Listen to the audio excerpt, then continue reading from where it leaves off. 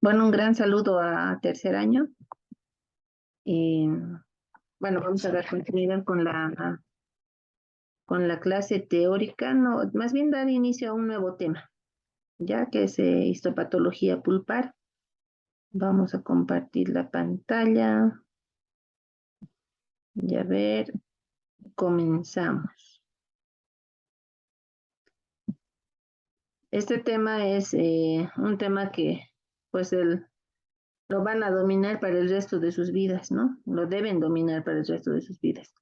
Y lo bonito en la cátedra es que nosotros le damos un enfoque, como la asignatura es patología estomatológica, le damos ese enfoque precisamente de la patología, en este caso de la histopatología. Conociendo ustedes el fundamento desde la histopatología pulpar, bueno, pues no tienen opción a equivocarse. Van a dar buenos diagnósticos siempre y cuando haya buen conocimiento y dominio de este tema. Así que los invito a que me pongan atención unos minutos. No es una clase muy grande, pero sí de vital importancia. Ese es el contenido que vamos a ir viendo. Ustedes ya saben que este contenido lo tienen en el plan global. Y bueno, vamos a ir viendo y les menciono que las competencias que uno pretende lograr, la cátedra pretende lograr en ustedes son esas, ¿no? Que el estudiante de tercer curso, con el aprendizaje de este tema, sepa, bueno, organice la clasificación de la patología pulpar, ¿no? Que el estudiante de tercer curso describe la fisiopatología de cada uno de los cuadros pulpares, la fisiopatología. Que ustedes realicen realicen diagnósticos diferenciales en todas las patologías pulpares. No solamente dar un diagnóstico presuntivo, sino ahondar en los diagnósticos diferenciales. También plantear el plan de tratamiento en cada uno de los cuadros de patología pulpar. Si logran eso, tienen dominio del tema y pasan a cuarto año habilitados con un buen conocimiento. Para hablar de histopatología de la pulpa necesito recordar la histología pulpar, ¿no? Entonces, recordemos. Les preguntaría si en este momento estuviésemos sincrónicamente, pero ustedes vayan recordando, ¿no? En sus mentecitas, qué tipo de tejido es la pulpa dental. La respuesta es tejido conectivo laxo, donde se ubica, ya sabemos, en la cámara pulpar y los conductos radiculares, ¿no? Es un tejido altamente vascularizado e inervado. ¿Qué más? Forma parte del complejo dentino-pulpar. Tiene una interdependencia muy estrecha con la dentina, ¿no? Cuando estudian pulpa, directa o indirectamente se estudia también a la dentina, por eso actualmente se le denomina complejo dentino-pulpar, porque tanto fisiológicamente como embriológicamente tienen esa interdependencia, tanto dentina como pulpa. Bueno, recordarán que ambas, por ejemplo, si hablamos de ese complejo dentino-pulpar, ambas, tanto dentina como pulpa, tienen origen mesodérmico, se originan la pulpa de la papila dental, ¿no? Y su composición, al ser un tejido orgánico, pues tendrá un 25% de materia orgánica y 75% de agua. Ya recordamos, seguimos recordando un poquito lo más resaltante de lo que han llevado en histología de la pulpa, que decíamos, ¿no? Está altamente inervado. ¿Y qué tipos de fibras entonces presenta la pulpa? Básicamente las fibras A y las fibras C, ¿no? Las fibras A son las que se ven estimuladas ante un primer dolor, ¿ya? Se estimula sin que exista un daño tisular o ístico. Está asociado a dolor dentinal, ¿no? Entonces, en caries, por ejemplo, unas caries ya que abarca dentina, cuando hay dolor, ¿quiénes son las primeras en activarse? Las fibras A. Son de tipo mielínicas, ¿ya? Ya recordarán, ¿no? Tienen esa cobertura de la vaina de mielina. ¿Y qué efecto tenía esa en las fibras nerviosas? Que cuando una fibra nerviosa es de tipo mielínica, la transmisión nerviosa es mucho más rápida porque es saltatoria, ¿no es cierto? ¿Qué más? Se encuentra en mayor cantidad que las fibras C, ¿ya? Y su ubicación más frecuente en mayor cantidad se encuentra en la periferia de la pulpa, próximo a la unión de la pulpa con la dentina, ¿ya? Unión pulpodentinaria debería ser aquí. El dolor es, bueno, esta transmite un dolor de tipo rápido. Ya, el hecho de que les digas la fibra es mielínica, ya saben que es de una transmisión rápida. Por lo tanto, estas fibras se activan en las pulpitis reversibles. Las fibras de tipo C, estas se van a activar en dolores posteriores a un primer dolor, ¿no? Cuando estas se activan, generalmente ya hay daño tisular, ya hay daño ístico. Ístico o tisular es lo mismo, ¿no? Para que quede claro. Está asociada a dolor más netamente de la pulpa. La fibra C son de tipo amielínicas, entonces no tiene esa cobertura de mielina, por lo tanto la transmisión nerviosa es más lenta. Se encuentra en menor cantidad, está dispersa en toda la pulpa y el dolor es lento. Por lo tanto, se activan estas fibras en pulpitis de tipo irreversible. Eso no se olviden, ¿ya? Fibras A con todas sus características. ¿Qué tipos de fibras se activan más en la pulpitis reversible? Las de tipo A. En las irreversibles, las de tipo C. Y definiremos qué es pulpitis, ¿no? Que pues básicamente es inflamación de la pulpa, que puede ser aguda o crónica. Eso hay que ver la histopatología y puede ser reversible o irreversible según la clínica. Bueno, y es un dolorcito pues nada agradable que muchos de ustedes lo han debido sentir en algún momento, ¿no? Y que vamos a trabajar sobre eso. ¿Cuál es la causa para que la pulpa duela? Para que haya dolor pulpar, ¿no?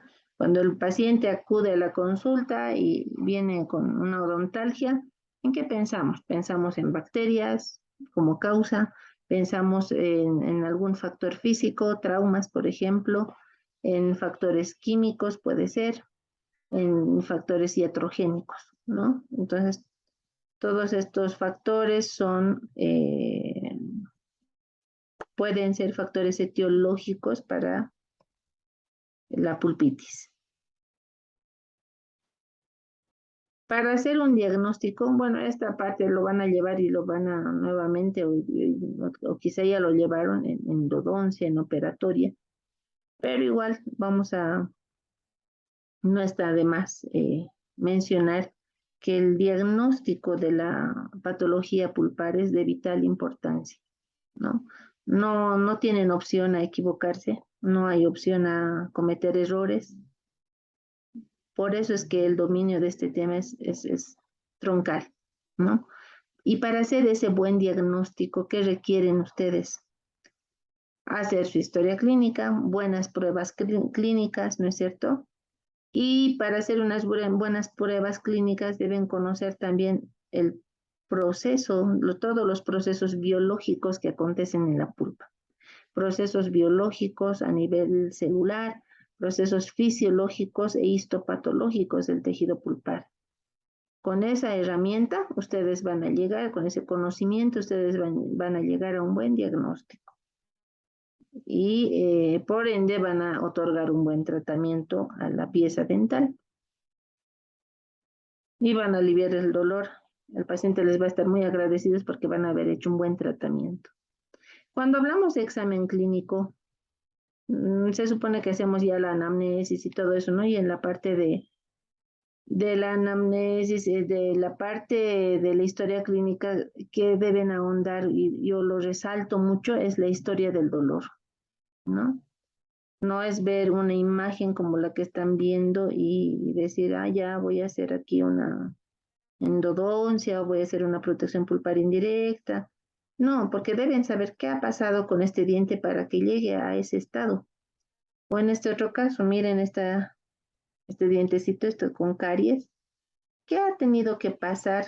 ¿Por qué elementos, por qué fenómenos ha tenido que pasar este dientecito y la pulpa, obviamente, para llegar a este estado, ¿no? Debo saber eso. Para eso se elabora la historia del dolor. Y recordarán qué se hace para enterarme yo de la historia del dolor. Se pregunta, ¿cuándo ha dolido? Bueno, al paciente, de hecho, que las más de las veces viene por una pulpalgia, ¿no? Una pulpitis, por dolor, en otras palabras. Y ustedes deben preguntar, ¿desde cuándo ha dolido? ¿Cómo ha dolido? Y ahí están, ¿no? Las pruebas, las comparaciones semiológicas. ¿Cuánto tiempo ha dolido? ¿En qué momento ha dolido? Si era de día, de noche, si estaba eh, tal vez de cúbito dorsal. Hay pulpitis que se caracterizan porque duele más, se exacerba más durante la noche.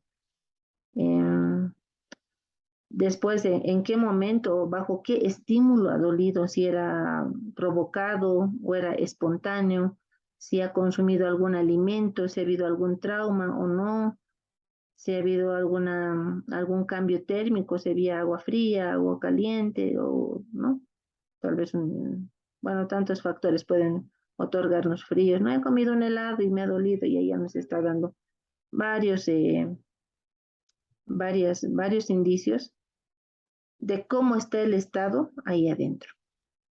Esto es fundamental, jóvenes, porque la pulpa no la vemos.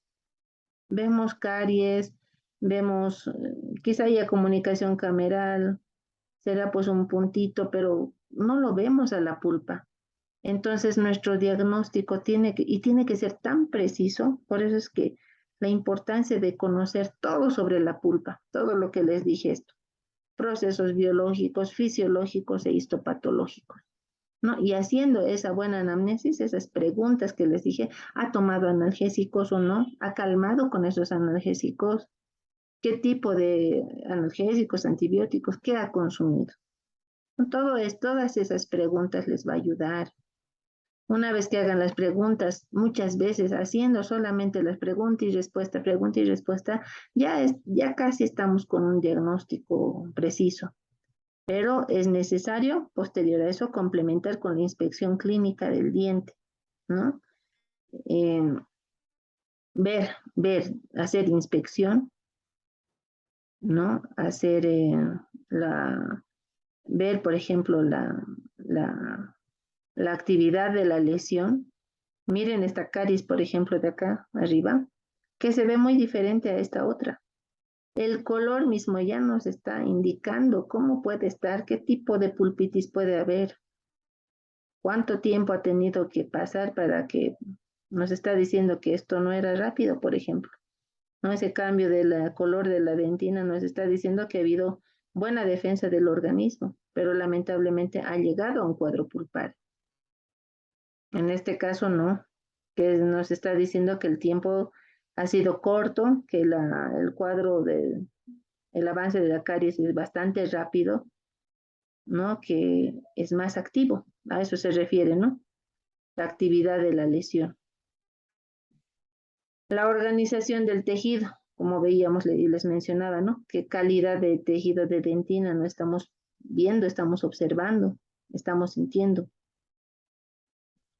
La inspección, la observación es muy importante, ¿no? Algunas veces las cavidades llegan con detritus alimenticios, con empaquetadura de comida.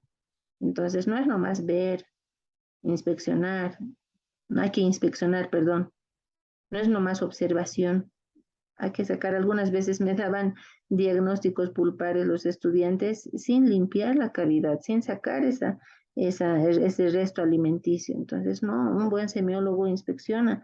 No estoy diciendo que vamos a meter la sonda acá porque si ese paciente está con una pulpitis, no voy a exacerbar más, ¿no?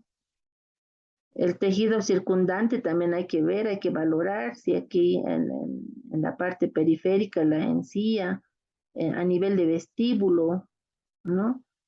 Si existe la presencia de alguna fístula,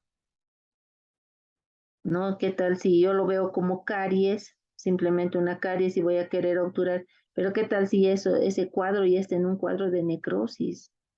Ni siquiera está en pulpitis, ya es necrosis y que ya ha drenado es más por vestibular. Ya han pasado algunas veces que se equivocan.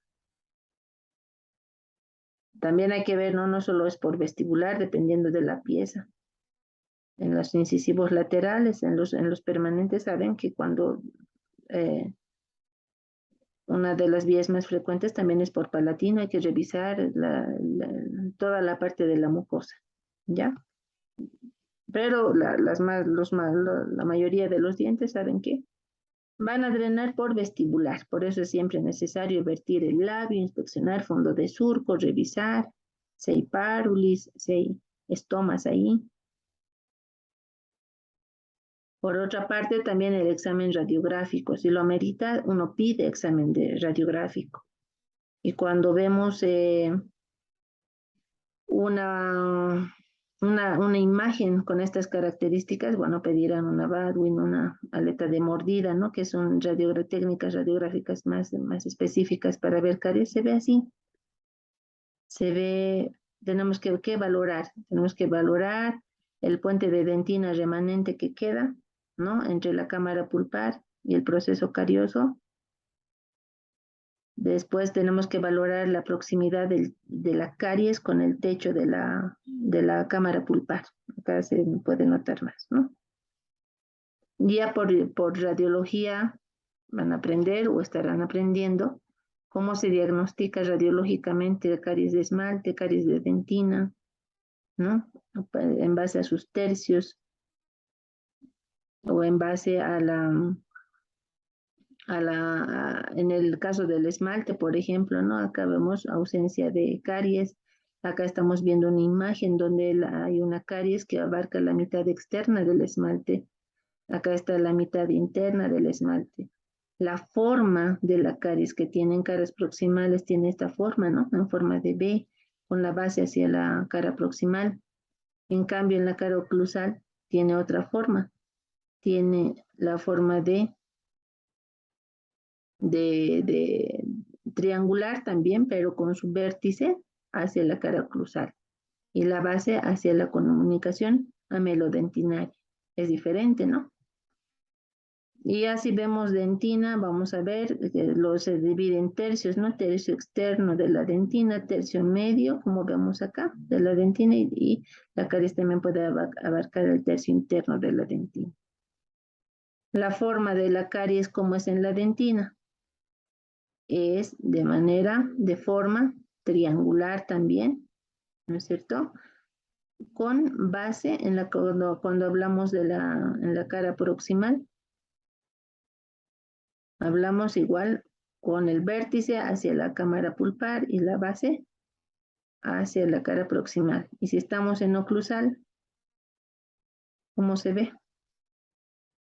Se ve con base hacia la unión amelodentinaria y con vértice hacia la cámara pulpar, ¿no? Eso van a recordar de acuerdo a la disposición de los prismas del esmalte, de acuerdo a la disposición de los túbulos dentinarios. Acá se ve bien bonito, miren, tiene esa forma de B más o menos. Su vértice hacia la cámara pulpar, como les decía. Bueno, y todo eso les va a ayudar a complementar en su diagnóstico. Pero para hablar de por dónde vamos a empezar, por una clasificación, ¿no es cierto? ¿Cómo se clasifica la pulpitis? Bueno, con el transcurso del tiempo han habido muchas clasificaciones, muchas escuelas, las cuales han aportado, ¿no? en el conocimiento y la clasificación de la caries. Pero actualmente seguimos manejando la clasificación de Cohen según su onceava edición, donde nos habla de una pulpitis reversible, una pulpitis irreversible y necrosis pulpar. Así de sencillo, ¿no? Tres pulpitis reversible, irreversible y necrosis pulpar. Pero tan sencillo no es cuando hablamos desde el enfoque histopatológico, ¿ya? Porque si ustedes hablan así, solamente se limita pulpitis reversible, pulpitis irreversible, hay dos variedades, ¿recuerdan? Sintomático y asintomático. La necrosis pulpar puede ser parcial o completa o total. Pero ¿cuáles son los fenómenos histopatológicos que van aconteciendo en cada uno de estos? Es de vital importancia, porque puede cambiar su actitud clínica, ¿ya? Y yo sé que en el desenvolvimiento de su profesión ustedes van a escuchar no solo esta clasificación, pueden escuchar muchas otras clasificaciones y deben saber todas esas, ¿no? Si la manejamos actualmente esta, es una de las más sencillas, pero un ejemplo es una pulpitis abscedosa. Ustedes no pueden estar desubicados, tienen que saber qué es pulpitis abscedosa, a cuál de estas correspondería, dentro de cuál de estos tres va, ¿no? Porque no puede ser hablar pulpitis abscedosa, no puede ser algo paralelo. Se supone que estamos hablando de patología pulpar y tiene que estar asociada a uno de estos tres cuadros. Entonces, eso como ejemplo les menciono, ¿no? Y vamos a ir viendo. Es decir, con esta clase que les voy a dar van a entender todas las clasificaciones desde todo punto de vista. Nos vamos a basar en este pilar, en esta clasificación, pero tienen que dominarme desde todo enfoque de clasificación. Cosa que les hablan de una clasificación desde un enfoque y ustedes ya sepan de qué se trata, ya, y no se pierdan. Bien, empecemos a hablar de la pulpitis reversible. Su nombre lo dice, revierte, ¿no? Entonces es un cuadro inflamatorio de la pulpa, por eso es itis, ¿no? Pero que puede revertir y puede volver a su estado normal. ¿Cuál puede ser la causa de esta pulpitis reversible?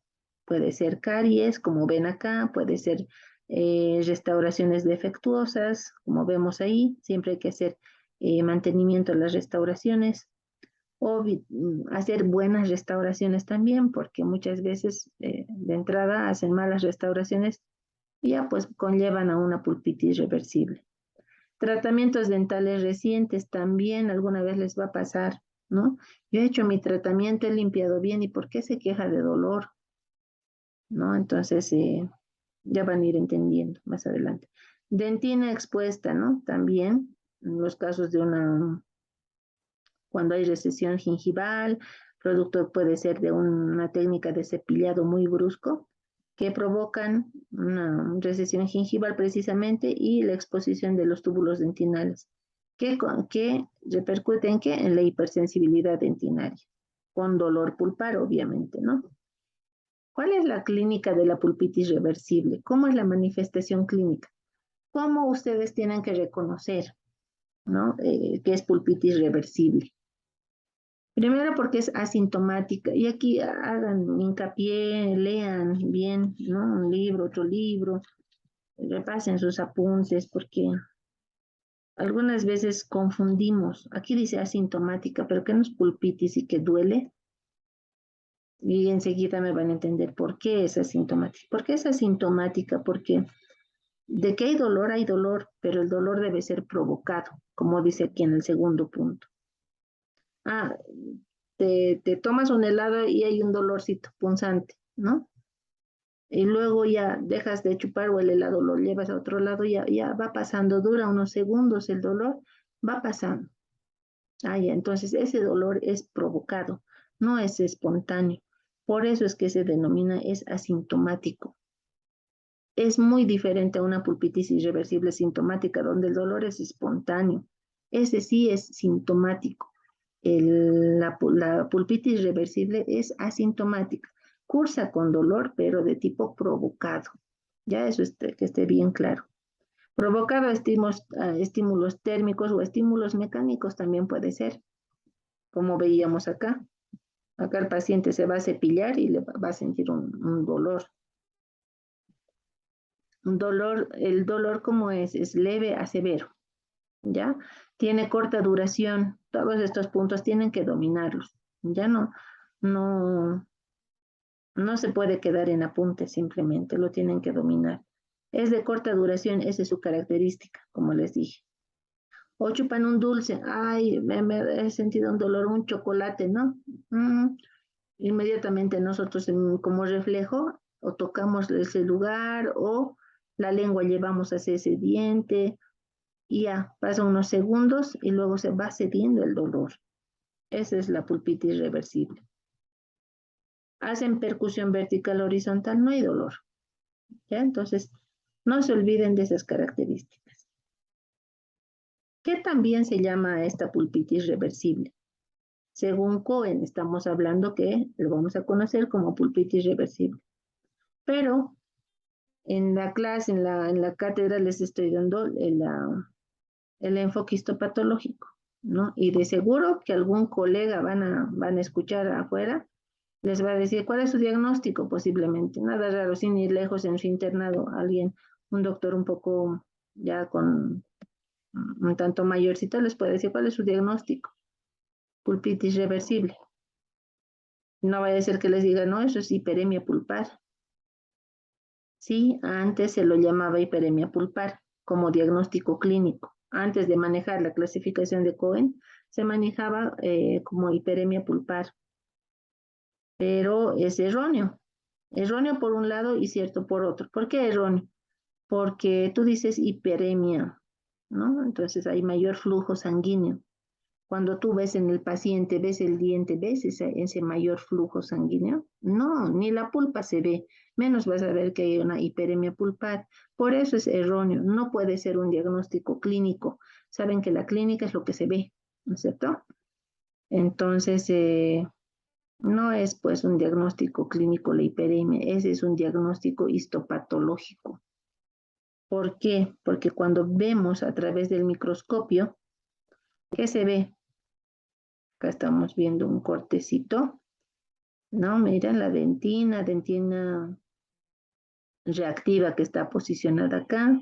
Y acá este dientecito está con hiperemia, perdón, sí, bajo el diagnóstico clínico de pulpitis reversible.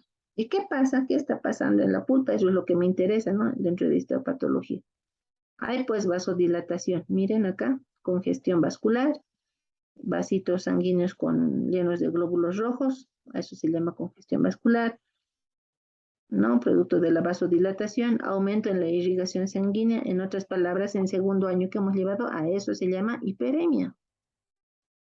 Entonces, como está en la pulpa, hiperemia pulpar.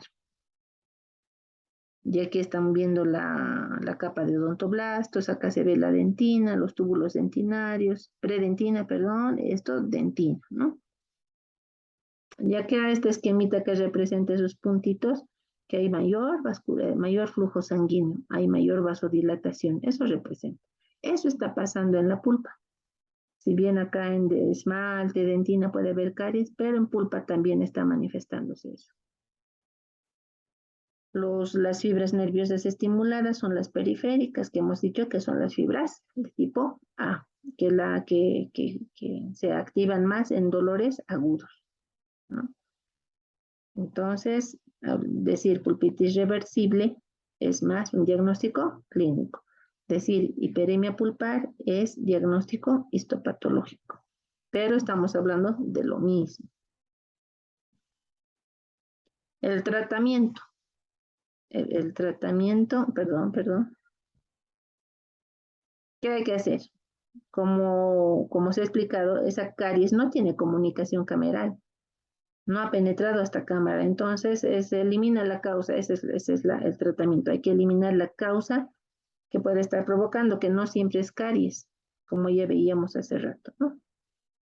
Hay que hacer un recubrimiento pulpar, puede ser indirecta y su obturación final. Bueno, eso es lo más común. Según cuando lo más frecuente que van a ver es por caries, ¿no? Y va a depender de la profundidad de la lesión. Pueden hacer un recubrimiento pulpar indirecto, pueden hacer una técnica restaurativa atraumática, pueden hacer la técnica de Hall, que utiliza coronas prefabricadas, ya que son un método, esta técnica previene a través de estas coronas prefabricadas el avance de la caries mediante ese sellado del mismo cemento, ¿no? O bien hacer control de la lesión. Otras personas no acuden ni siquiera al odontólogo, solo se cepillan y con eso se va deteniendo, ¿no? A través del cepillado. Entonces, esas vías de opción puede recibir el dientecito.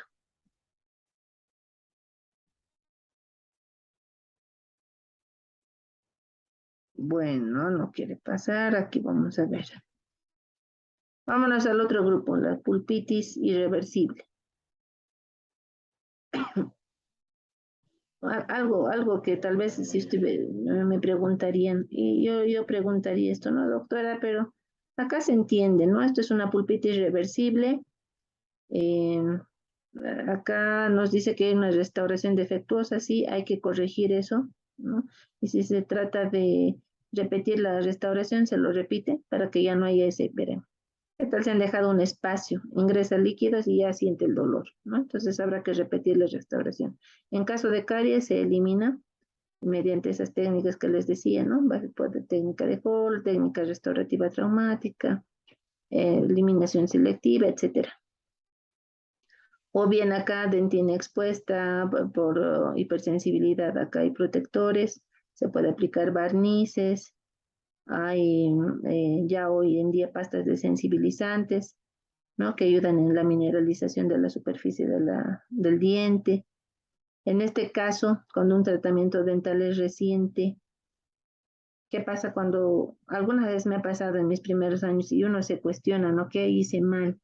Tú limpias una caries, ¿no? Le pones anestesia porque el dolor no tolera el paciente. Cuando tú eliminas la caries, ¿qué haces? Cortas los túbulos dentinales, ¿no?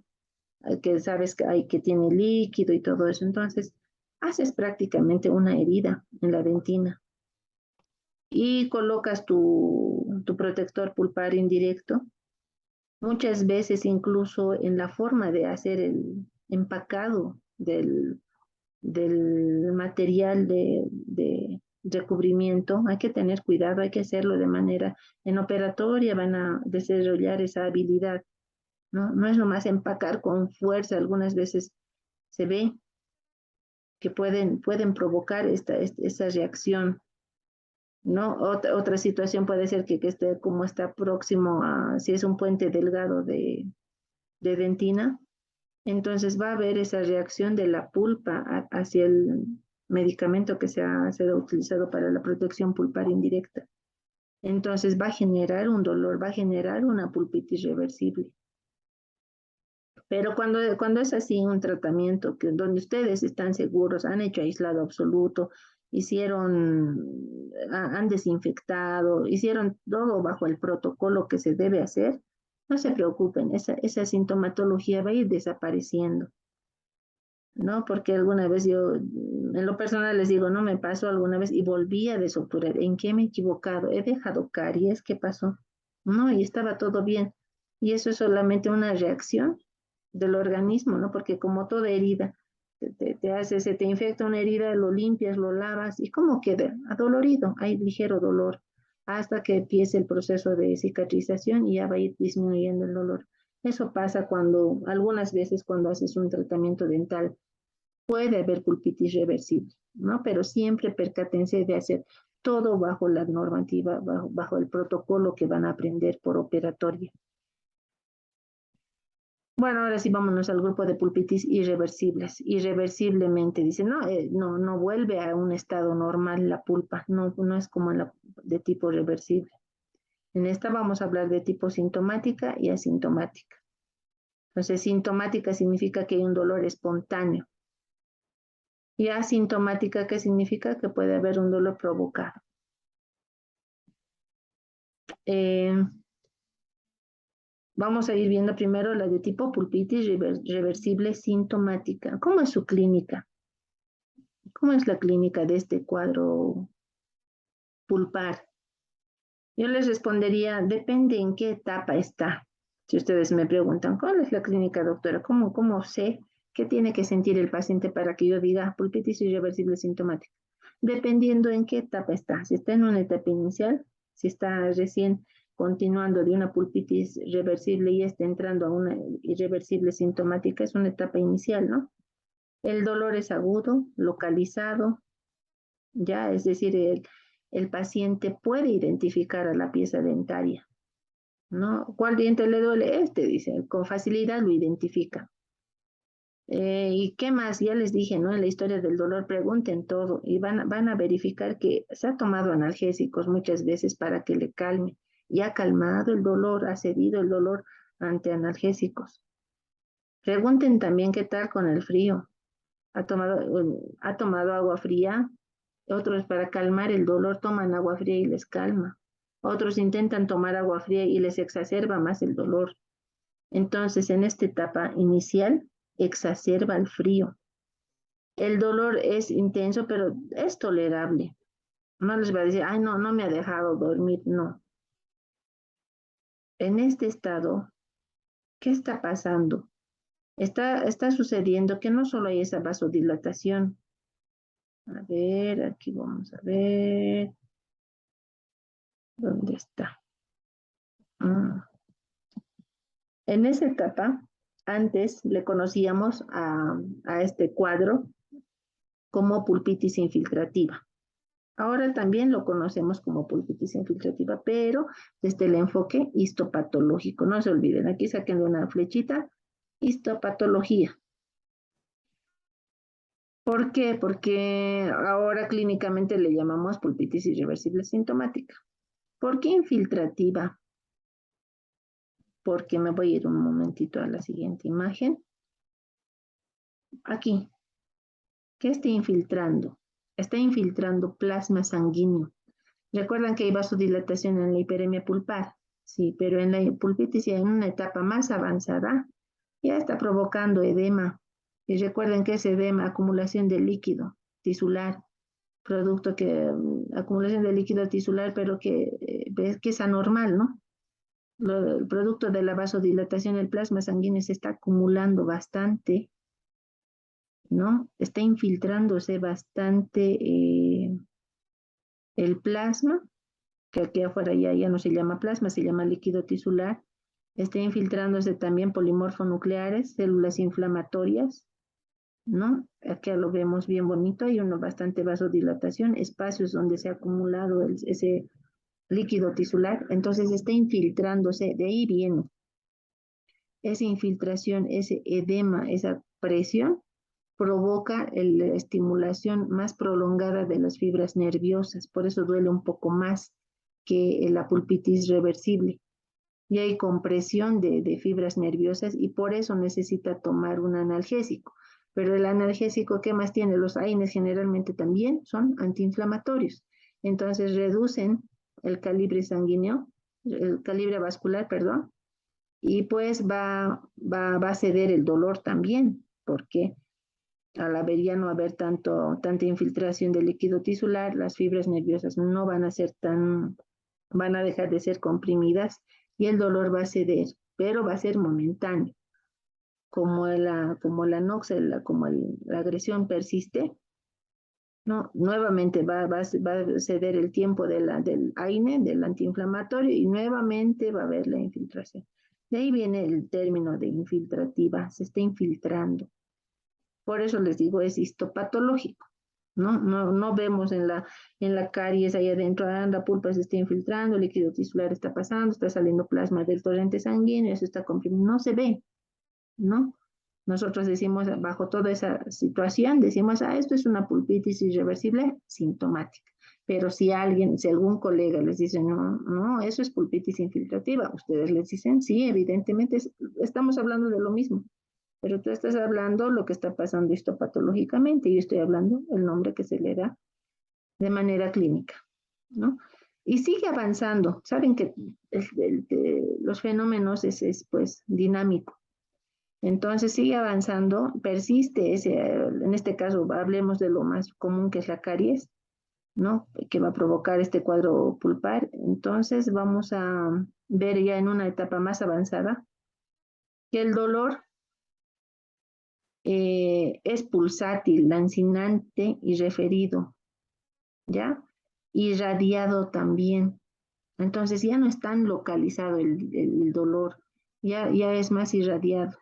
Cuando le preguntas al paciente, ¿cuál diente te duele? Ah, me duele aquí, pero no puede distinguir entre, qué sé yo, una pieza 3-4, 3-3, 3-3, 3-5, ¿no? Y se podría confundir si todas las piezas tienen caries. Entonces es irradiado. Ah, no me hace doler hasta mi cabeza, dice el dolor. Fíjense este otro dato, el calor exacerba el dolor, ¿no? En la noche me ha dolido más. ¿Por qué en la noche? Porque nos tapamos con frazada, dormimos desde cúbito dorsal y todo eso exacerba más. No se dé con analgésicos. Cuando ustedes hagan sus preguntas, se ha tomado o no, no, y he tomado, más antes me calmaba, en la mañana me calmaba, en la noche ya no he podido dormir, dice, ¿no?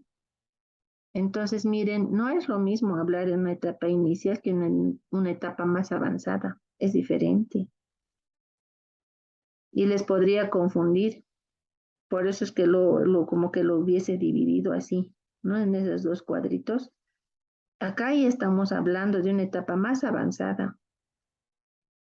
En esta etapa, que le llamamos, antes lo conocíamos como pulpitis abscedosa, evidentemente, histopatológicamente ya hay una pulpitis abscedosa en esta etapa, ¿ya? Pero bajo el mismo denominativo clínicamente, pulpitis irreversible sintomática. ¿Qué pasa en esa etapa?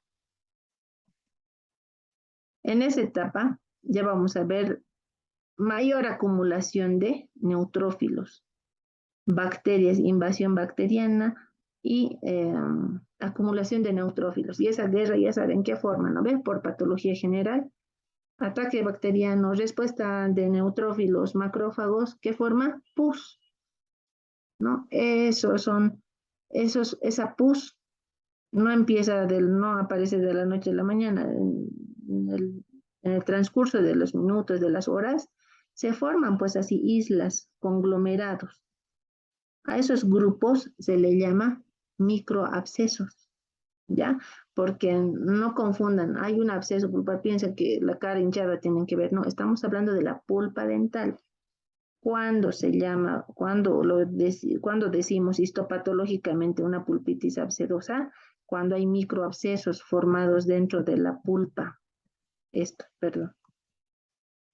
estos cúmulos, estos focos, ¿ya? Entonces, ¿por qué? Porque las paredes son rígidas, pues no se extiende. Y en esa etapa más avanzada, fíjense, esa guerra que les decía entre bacterias, neutrófilos y todo ese desecho forma esto. Aquí en dibujito, acá en células. Miren, abundantes neutrófilos que se han fagocitado bacterias, toda esta parte rosadita, rosadas que ven, son cúmulos bacterianos. Entonces acá están, esto es un microabsceso, ¿ya? Eso es un microabsceso. Entonces, ¿qué está pasando ahí histopatológicamente? Hay pulpitis abscedosa. ¿Por qué? Por toda esta sintomatología que me está diciendo. ¿Cuál es su diagnóstico clínico? Ah, es una pulpitis irreversible sintomática. Pero cuando ya digo que hay conformación de microabscesos es una etapa más avanzada. Esta pulpitis, desde otro enfoque alguien les va a decir, pero eso es una pulpitis aguda. Sí, aguda es porque el dolor es inmediato, es rápido, ¿no? Sí, es aguda, evidentemente. Pertenece también, por eso se los he puesto a este lado, en la parte inferior, en la parte derecha, arriba. Lo entendemos así. Entonces, no discutan si alguien les dice, eso es una pulpitis aguda, sí, está dentro del grupo de las agudas. Histopatológicamente puedo hablar de una infiltrativa o de una abscedosa, dependiendo de la etapa en la que esté. Clínicamente puedo hablar de una pulpitis irreversible sintomática, ¿no? Entonces, ¿Quién les va a discutir algo si ustedes se dominan de todo lado a la patología pulpar? Nadie les va a decir que estén equivocados. Tratamiento. En general es tratamiento radical porque la pulpa ya está inflamada y puede estar en esa situación infiltrativa o con abscesos. Es pulpectomía el tratamiento, ¿no? Hacer un tratamiento endodóntico. En la pulpa está inflamada, hemos mencionado ya para reforzar un poquito más. Fíjense acá esta inflamación, ¿no? La caries, acá estamos viendo, esa zona más oscura es una pulpitis inflamada. ¿Qué está pasando a nivel celular? Los macrófagos, ¿recuerdan? Células dendríticas, que también son células presentadoras de antígeno, están trabajando fuerte en el tejido pulpar, se han activado más. Hay bastante invasión de leucocitos polimorfonucleares, es decir, de los neutrófilos que les decía. Los linfocitos T colaboradores, los TH helper, ¿no? Que es el TH, los citotóxicos supresores están muy activados. Linfocitos B también. Entonces hay una inmunidad celular, una inmunidad humoral que está atacando. Las células plasmáticas, que son formadoras de anticuerpos, están también muy activas. Células agresoras, los natural killer, los linfocitos T, ¿no? TNK, esas están matando así, son potenciales asesinas, las NK. También están atacando a toda esa invasión bacteriana. Los macrófagos están limpiando, ¿no? Están saliendo los monocitos del torrente sanguíneo para volverse macrófagos en el tejido conectivo. Entonces están yendo a fagocitar, limpiando todo lo que puedan.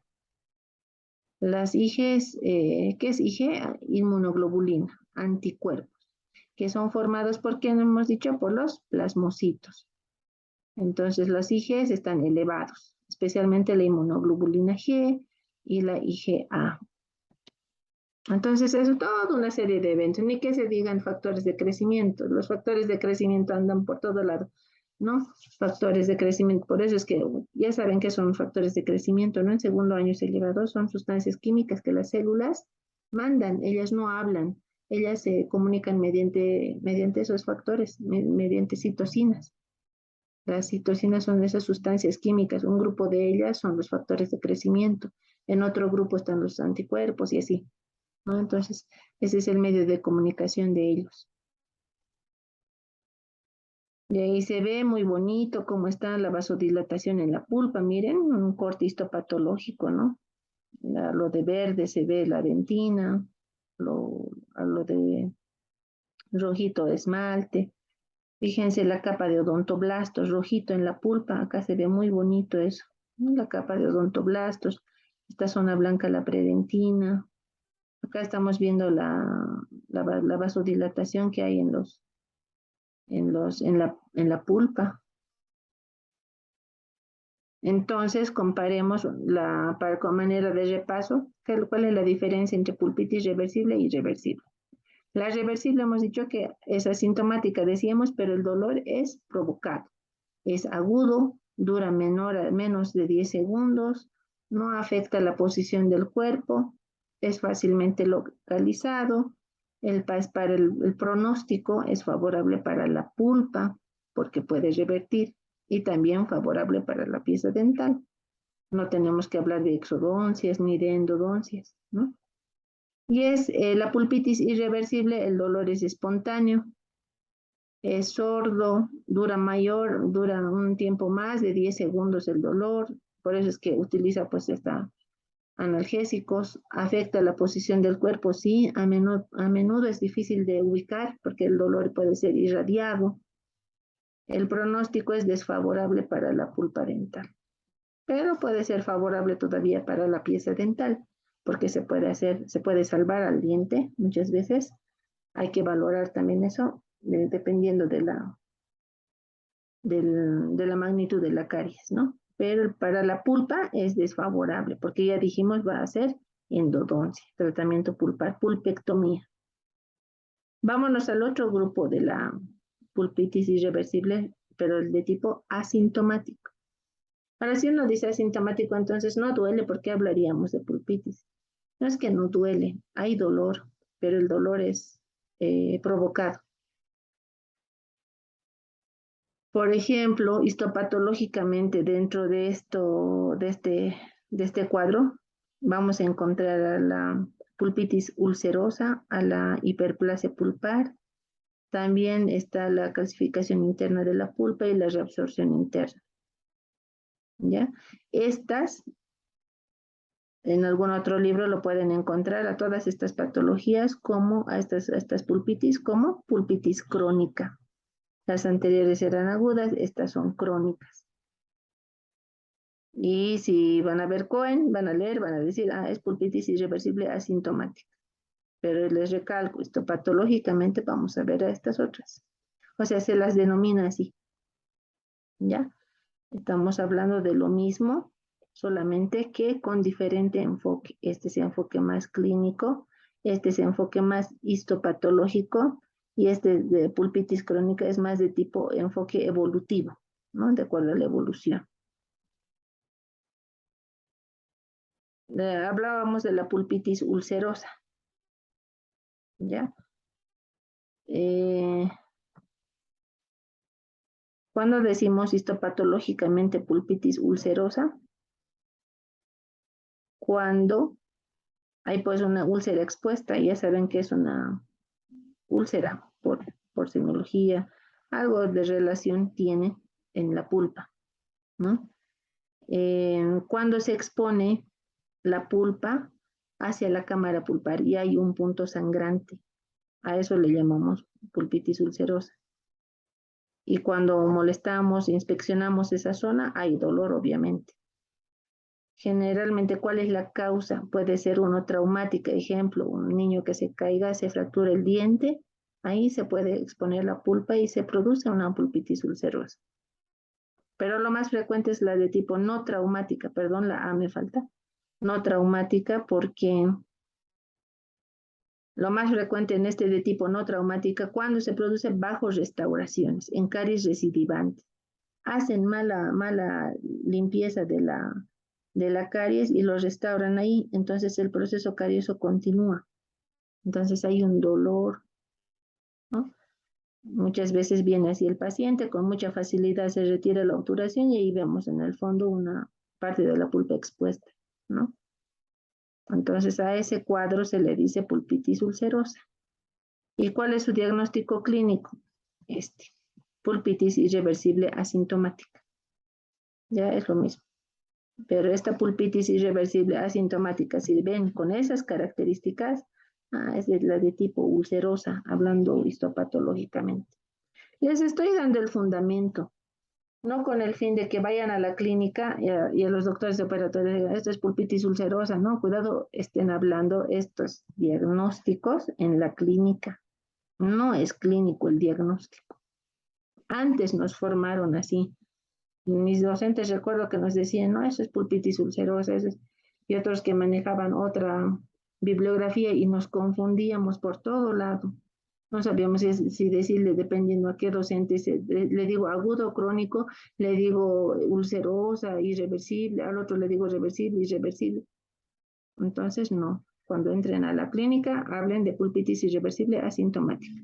Si tiene estas características, saben que está pasando, es de tipo ulcerativa. Esto histopatológicamente. ¿Para qué les sirve eso? Para saber cómo actuar, qué actitud clínica tomar. Acá van a hacer el tratamiento es radical, van a hacer pulpectomía.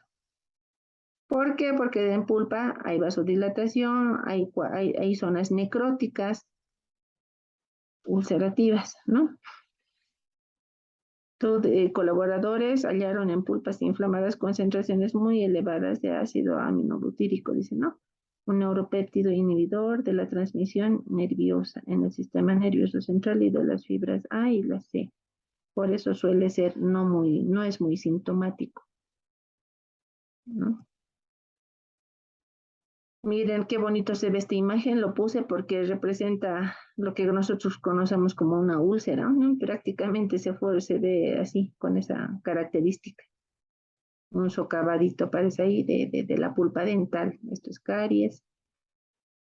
Entonces hay una exposición pulpar por caries, como menciona. La exposición había sido recubierta, pero había fracasado y el paciente se presentó con síntomas.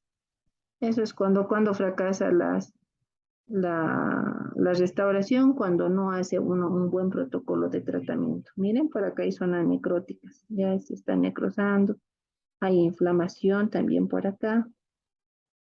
Eso es lo que pasa microscópicamente. Dentro de estas pulpitis irreversibles asintomáticas también está esta manifestación clínica, fíjense, que es diferente a la otra, ¿no?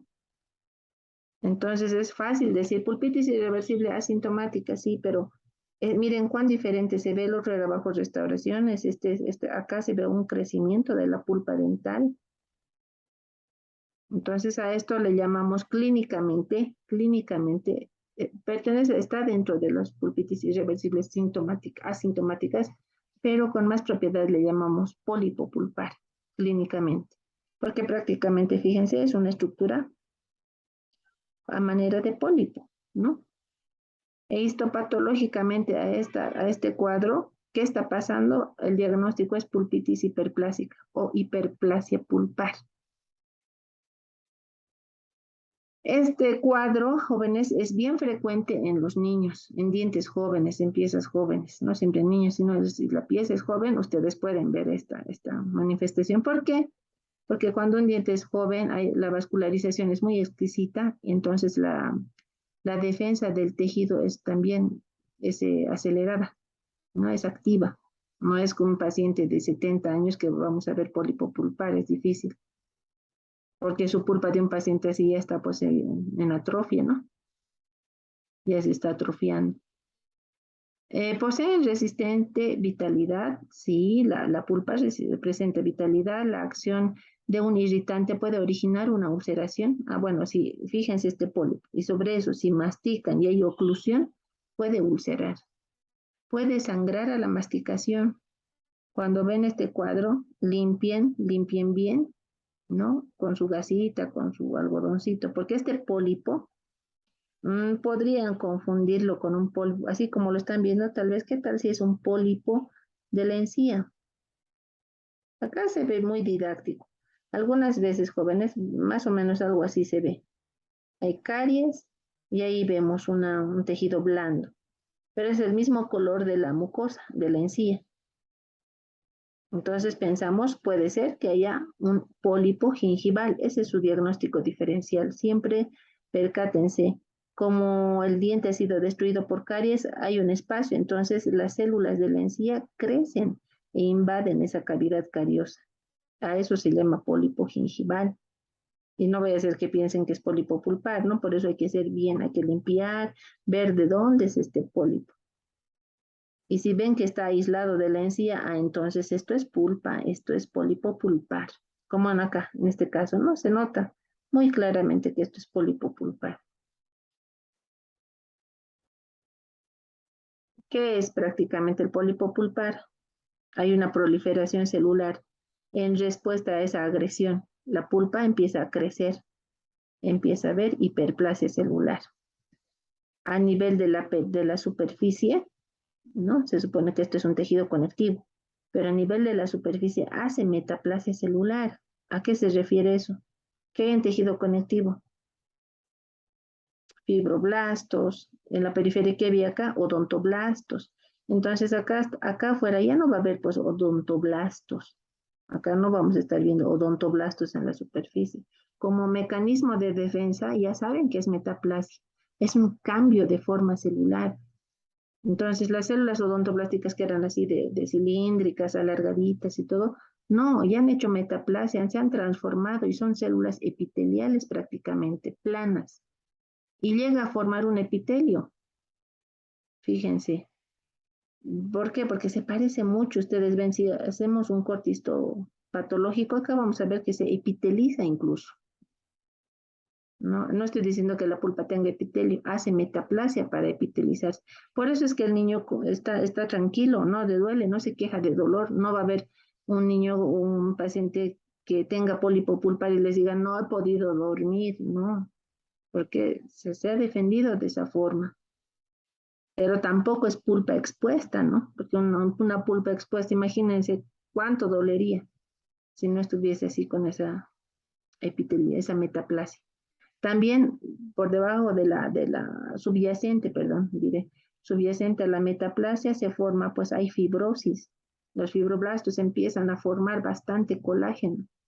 Entonces eso hace que sea pues un tejido bastante resistente. Ahí está, hubiese querido tener una mayor imagen, pero se ve ahí bastante, se ve fibrosis, la epitelización del tejido pulpar, no es normal, eso es patológico, ¿no? Y el tratamiento, ¿qué es? El tratamiento es retirar esta pulpa y hacer una pulpectomía. Otra manifestación de las que entra dentro de este grupo de asintomáticos es la calcificación interna de la pulpa. Que bueno, no precisamente va a provocar dolor pulpar, sino que solo se encuentra cuando tomamos una radiografía y que en el momento de los tratamientos endodónticos nos puede traer dificultad. Los famosos pulpolitos, calcificaciones pulpares. Eh, no traen tanta dificultad cuando son libres. Libres se lo llama cuando están así, en medio de pulpa. Los adheridos y los adheridos y los incrustados que llamamos los adheridos son los que están adheridos precisamente a las paredes de la, de las paredes de la dentina, esos a las paredes de la cámara pulpar, esos son los que traen dificultad cuando se quiere hacer acceso a los conductos radiculares, ¿no? A nivel radicular también pueden traer problemas, porque fíjense, esto es parte de pulpa, pero de pulpa radicular, por eso tiene así como líneas, ¿ven? Estos puntos negros que están viendo son calcificaciones.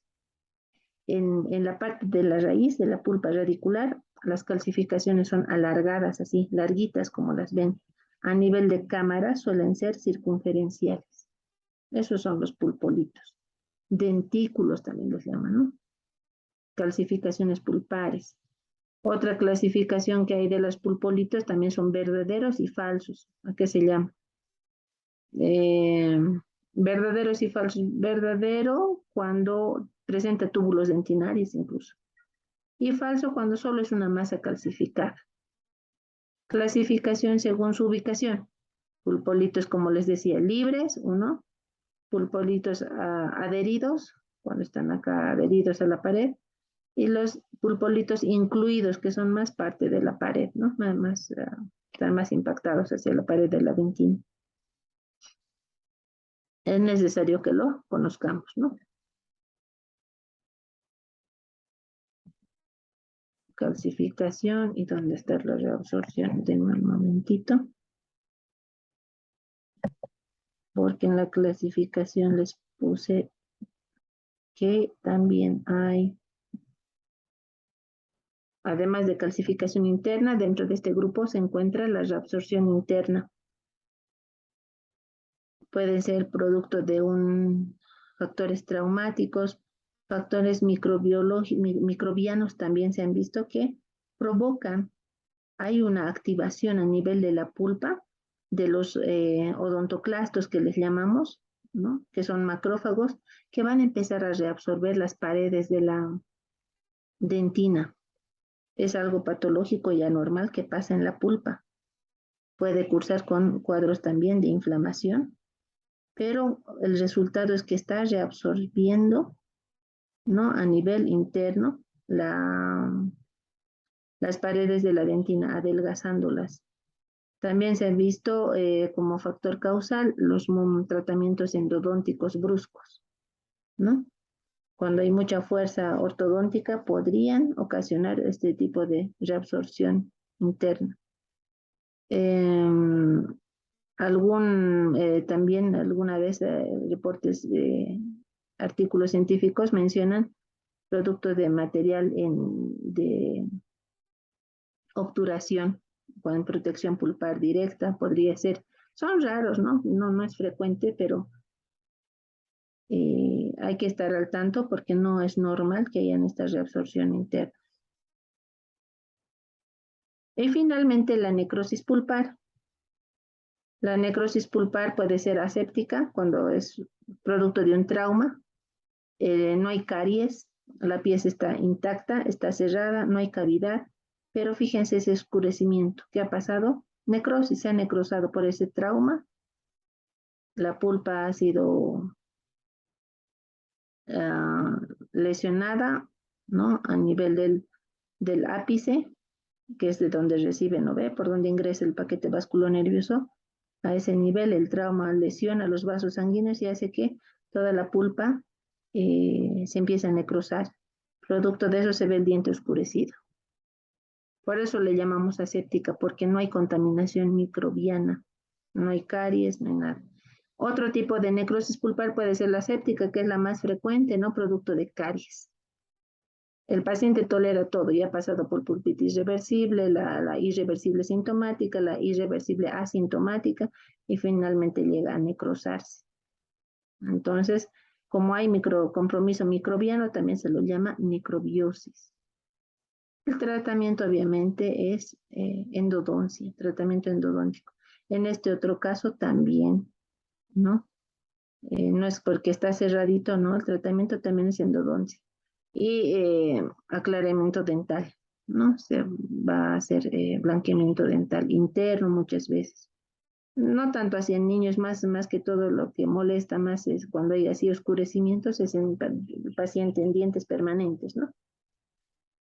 Así jóvenes, eso podemos hablar de las necrosis. Y también les decía, ¿no? Cuando es necrosis pulpar, dependiendo cuánto ha afectado la pulpa, se van a encontrar con que la necrosis pulpar o puede ser parcial cuando afecta solo a uno, dos o parte de la pulpa y hay persistencia de vitalidad en parte de la pulpa. Y completa cuando prácticamente toda la pulpa está necrosada. Muchas veces dan su diagnóstico clínico en necrosis pulpar. Ya no necesitan ni siquiera anestesiar porque si está necrosado, solamente lave el conducto, haga acceso a la cámara pulpar, ¿no? Hacen su apertura y empiezan a retirar toda la pulpa necrosada. Pero ya aquí están ingresando y aquí ya siente dolor el paciente. Entonces esa es una necrosis pulpar parcial, no todo había estado necrosado. Y la completa, con la completa deben tener cuidado también de que esté asociado ya a otra patología periapical, porque si todo esto se ha necrosado, ya pues ha invadido también el periápice a nivel del ligamento periodontal y percátense de que no haya proceso crónico, proceso periapical crónico. Ejemplo, el granuloma. Si ustedes leen acá van a encontrar eso, ¿no? Que aquí afuera, ante la invasión microbiana, el tejido conectivo del ligamento periodontal también reacciona, pues, ¿no? Los fibroblastos, macrófagos, forman un tejido que va a llegar a formar un granuloma periapical, ¿no? Que es rico en formación de fibras colágenas, hay bastante neovascularización, como menciona acá, factores de crecimiento están pues bastante secretados, eso hace que estimule también la formación de ese tejido patológico. Ahí estamos viendo en la necrosis pulpar cuál es el tratamiento, tratamiento endodóntico, ¿no? La pulpectomía. Percátense siempre, como les digo, muchas veces esas pulpectomías cuando ya hay granuloma acá afuera, hay que acompañar de una apicectomía, de un curetaje apical, ¿no? Entonces se tiene que valorar toda la piecita en íntegro. Bueno, jóvenes, acabamos la clase.